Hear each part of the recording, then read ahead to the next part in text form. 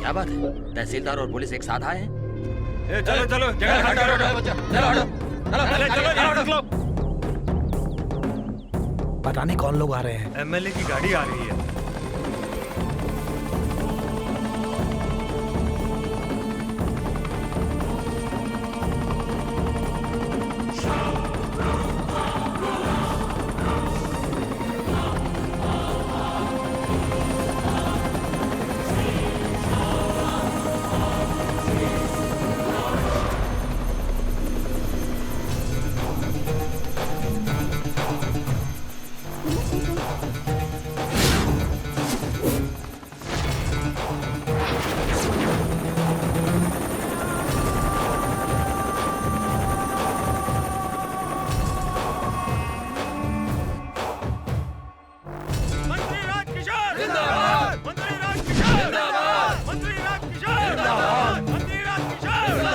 क्यों भैया, देखकर चौंक गए?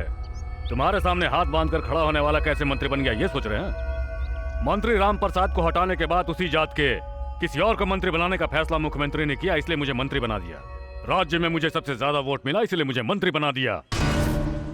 राजभवन में शपथ लेने के बाद वहां से मैं मुख्यमंत्री से भी मिलने नहीं गया, सीधा फ्लाइट पकड़कर शहर में उतरा और वहां से हेलीकॉप्टर में यहाँ तुम्हारे सामने आकर खड़ा हो गया हूँ। जानता है क्यों? क्योंकि उस दिन तूने ये भी नहीं सोचा कि मैं एक एमएलए हूँ और मेरे मुंह पर थप्पड़ मार दिया। उस अपमान को धोने के लिए मैं यहाँ आया हूँ। मिठाई में श्रेष्ठ है काजू कतरी और पदों में श्रेष्ठ है मंत्री। इस पद की बदौलत मैं क्या क्या कर सकता हूँ देखना चाहेगा? उस दिन 120 एकड़ जमीन खरीदी थी तो बहुत बड़ा बवाल मचाया था ना। अगले 6 महीनों में पूरे राज्य में 1200 एकड़ जमीन खरीदने वाला हूँ। देखता हूँ क्या कर लेगा तू। क्या कहा था उस दिन कि अगर मैंने खुद अपनी सीट नहीं खाली की तो उस सीट को खाली करवाने के लिए तू मेरा मर्डर करवा देगा। आज मैं इस राज्य के सभी विधानसभा क्षेत्रों का मंत्री हूँ। क्या कर लेगा रे तू मेरा? बोल क्या कर लेगा मेरा? आज यहाँ इसी जगह सबके सामने मैं तुझे थप्पड़ मारूंगा और उसके बाद मैं तेरा सर काट डालूंगा। मंत्री राजकिशोर जिंदाबाद! मंत्री राजकिशोर जिंदाबाद! मंत्री राजकिशोर जिंदाबाद!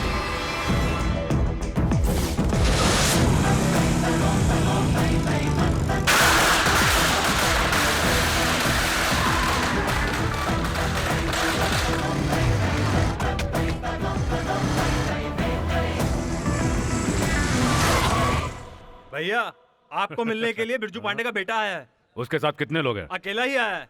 आने दो उसे।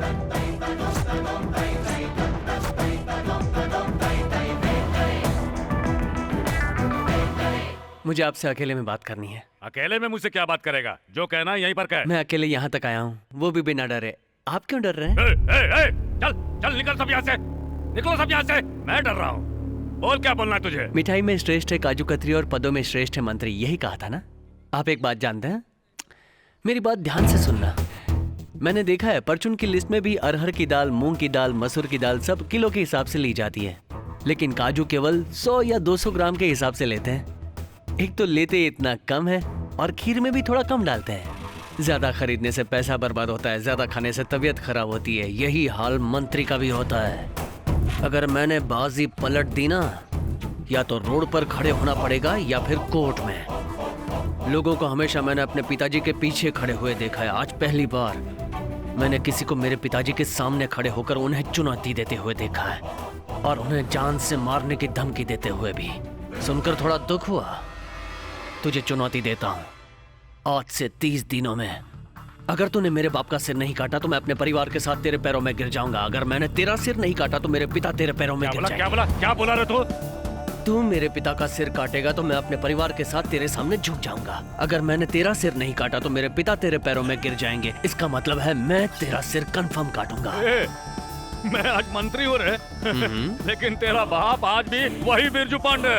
चुनौती मंजूर है या नहीं? 30 दिनों में मैं तुम्हारे बाप का सर काट डालूंगा। देखते हैं कौन क्या करेगा। इसका मतलब है जैसे मेरे पिताजी ने कहा था वैसे शिवगंगा में जल्दी ही इलेक्शन फिर से होने वाले हैं। चलता हूँ। आपका दिन शुभ हो।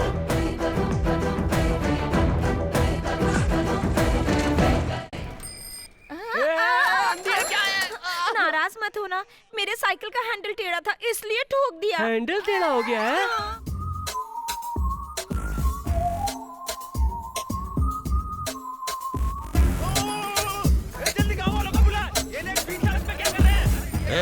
तू बीच सड़क पर लड़की को छेड़ रहा है, तेरी इतनी हिम्मत हो गई है? ए, वो लड़की वहाँ खड़ी है, मैं उसकी साइकिल का हैंडल ऐसे सीधा कर रहा हूँ, इसमें क्या हो गया है? हाँ? मैंने कोई लड़की का ऐसे हाथ पकड़ लिया है, या फिर मैंने लड़की की कमर में ऐसे चुटकी काट ली है, या फिर बताओ मुझे कि क्या मैं उसे पकड़ कर ऐसे ये क्या कर रहा है? या चुम्मा लिया है मैंने, या फिर मैंने किसी की लुंगी खींच के बिछा के लड़की को उस पर सुला के उसके ऊपर चढ़ने की कोशिश की है। अरे छोड़ो मुझे। अरे अरे क्यों रही फूट वहाँ से? वो ऐसा कह रहा था, तू भी मजे ले रही है। सब लोग यहाँ भीड़ करके खड़े हुए हैं, तो मैं रिएक्ट कर रही कुछ थी। भी नहीं किया है, ऐसा बोल करके तू सब कुछ हमारी आंखों के सामने कर रहा है। उसमें कुछ ज्यादा तो नहीं कर दिया? भागो यहाँ से। पकड़ो, अरे इनसे कैसे बचूं? अरे अरे अरे अरे अरे हट जाओ, हट जाओ। अरे बाप रे, ये लोहे की जंजीर नहीं, ये तो पूरा लोहे का किला है। हमें पता था ऐसा ही कुछ होगा, इसलिए तुझे पता नहीं हम लोग क्या करेंगे। क्या करोगे? इन पत्थरों से तो कुंफू कराटे वाला ब्रूस ली भी डरता है, ये गणेश क्या करेगा?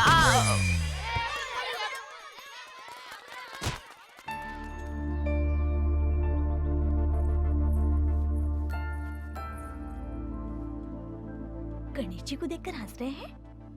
ओह, देखकर चला करना। जानबूझकर गिरी थी, अप्रैल फूल। ए, चुप। पागल हो गई क्या?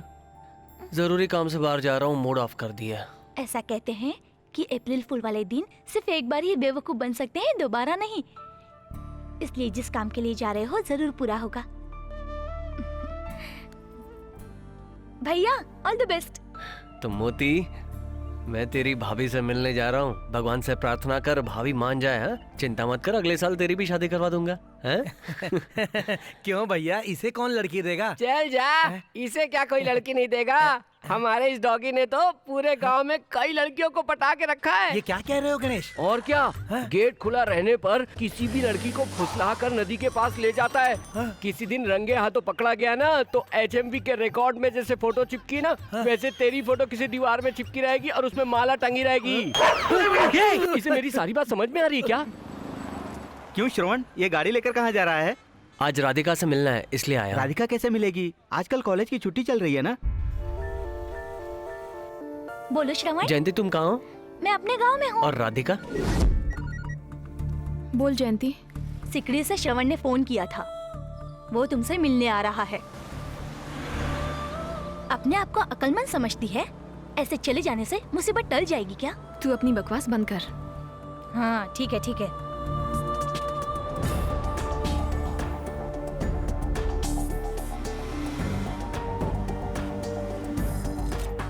हेलो। सुन, जयंती और राधिका सिकरी आ रहे हैं, दोनों एक्सप्रेस में बैठे हैं। हाँ। मुझे उस बस के कंडक्टर का नंबर दे। अच्छा ठीक है भैया। हाँ हेलो, कौन? मैं श्रवण बोल रहा हूँ। सिकरी से तुम्हारी बस में 2 लड़कियाँ बैठी हैं।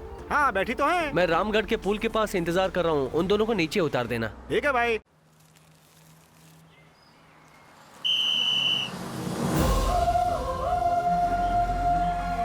सुनिए, श्रवण भैया आपका इंतजार कर रहे हैं, आप नीचे उतर जाइए प्लीज।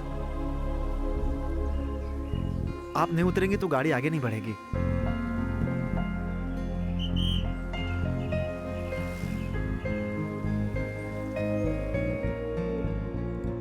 यहाँ जबरदस्ती बुलाने के लिए माफ कर देना। जब तुम वापस सिकरी चली गई तो मैं समझ गया था कि तुम वाकई कश्मकश में हो। तुम्हारे मन में जो भी हो बता दो। अगर तुम कहोगी कि जाओ अगले 6 महीने बाद आओ, तो भी मैं उसके लिए तैयार हूँ। जिस दिन तुमने मेरे लिए मार खाई थी, उसी दिन मुझे अपनी गलती का एहसास हो गया था और मैं तुमसे प्यार करने लगी। मैं खुद नहीं समझ पाई कि ये सब कैसे हो गया, लेकिन तुमने उस दिन कॉलेज में जब लोगों को मारा, उस दिन मेरे मन को बहुत चोट पहुंची। तुम्हारे पिता को इतने सारे लोगों के साथ तलवार लेकर आता देखकर मुझे और गुस्सा आया, मुझे नफरत सी होने लगी। जिस दिन मैंने पढ़ा कि तुमने 4 लोगों को मारा है और तुम जेल में हो, तो मेरे पैरों के नीचे से जमीन खिसक गई। मैं तुम्हारे प्यार को अपने दिल से ना तो मिटा पा रही हूँ और ना ही जाहिर कर पा रही हूँ, बस मन ही मन में घुट रही हूँ। समझ में नहीं आ रहा हंसूं या रोऊं। मेरे पिताजी ने मुझे सिकरी इसलिए भेजा था कि मैं किसी लफड़े में ना पड़ूं। जब मैंने टीचर का अपमान होते हुए देखा तो मैं रह नहीं पाया। दुनिया में सबसे दुख की बात है एक पति का उसकी पत्नी के सामने अपमानित होना। मैंने इसलिए उसको मारा। अगर उस दिन मैं उन गुंडों को नहीं मारता तो वो लोग मुझे मार देते। छोटी सी बिल्ली भी अपनी जान बचाने के लिए किसी से भी लड़ती है। क्या मुझे अपनी जान बचाने का हक नहीं है? ये सारी बातें मेरी माँ के सामने मत करना। क्यों, मैं अच्छा नहीं हूँ? तुम तो बहुत अच्छे हो, लेकिन तुम जिनके साथ हो वो अच्छे नहीं। मैं कुछ समझा नहीं। अगर तुम सब कुछ छोड़कर आ जाओगे तो मैं तुम्हें अपना सब लूंगी। कुछ मतलब किसको? माता पिता को या अपनी बहन को छोड़ दूं?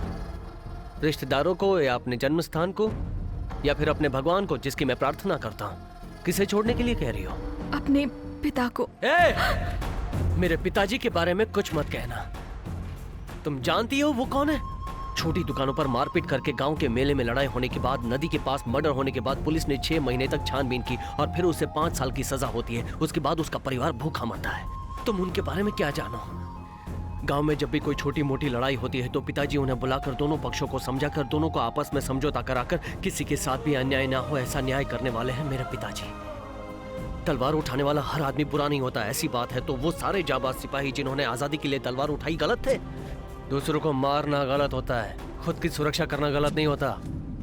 सुना है प्यार के लिए कुछ भी छोड़ देते हैं, लेकिन माता पिता को छोड़ने के लिए कहने वाली पहली लड़की तू ही होगी। एक साथ रहने को परिवार कहते हैं, जुदा होकर जीने का कोई मतलब नहीं होता।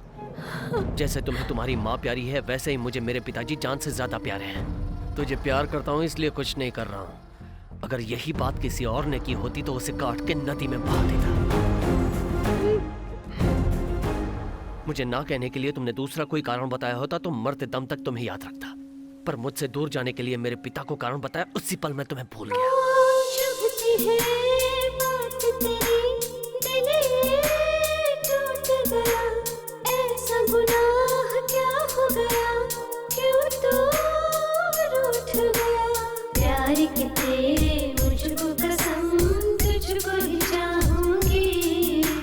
जीवन भर अब तेरा इंतजार करती रहूं।